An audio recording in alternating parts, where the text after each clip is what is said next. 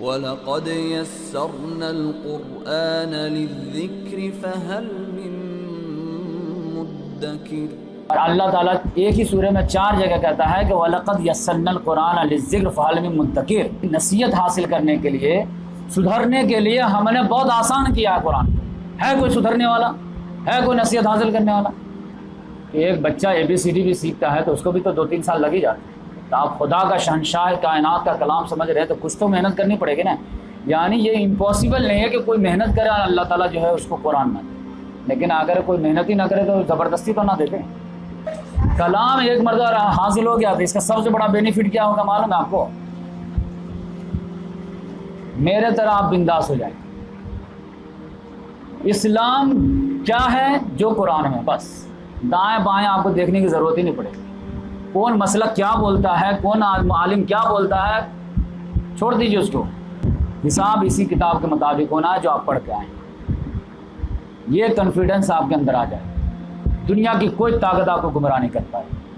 ورنہ آج کل تو اتنے زیادہ جو ہے گمراہی کی لہر چل رہی ہے، کیا عالم کیا غیر عالم ہر کی طرف سے، کہ آپ کو جو ہے صحیح ٹریک سے جب تک ڈسٹریکٹ نہیں کرتے ہیں دم نہیں چھوڑیں۔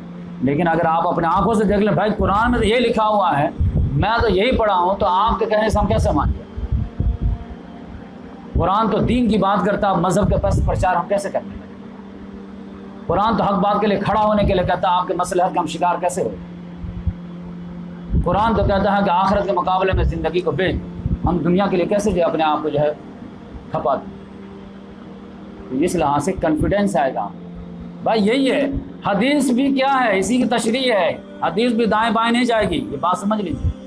رسول اللہ صلی اللہ علیہ وسلم جب جا رہے دین سمجھے کہ حدیث میں کیا ہوگی، حدیث میں کیا ہوگی، اسی کے جو ہے سپورٹنگ ہوگی، مین یہ ہے، اس کی سپلیمنٹری حدیث ہے۔ لہذا حدیث آپ سمیٹ لیجئے تو نور علی نور، سونے پہ سہاگا ہو جائے گا۔ ورنہ جو ہے رسول اللہ صلی اللہ علیہ وسلم نے کہا کہ میں جا رہا ہوں لیکن تم کو بے یار و مددگار چھوڑ کے نہیں جا رہا ہوں۔ اب کیا چھوڑ کے جا رہا ہوں؟ یہ قرآن چھوڑ کے جا رہا ہوں۔ پھر اس کو سمجھنے کے لیے ڈیٹیل میں جائیں گے تو حدیث کی ضرورت آٹومیٹک پڑ جائے گی، پھر وہاں سے آپ لے لیں گے۔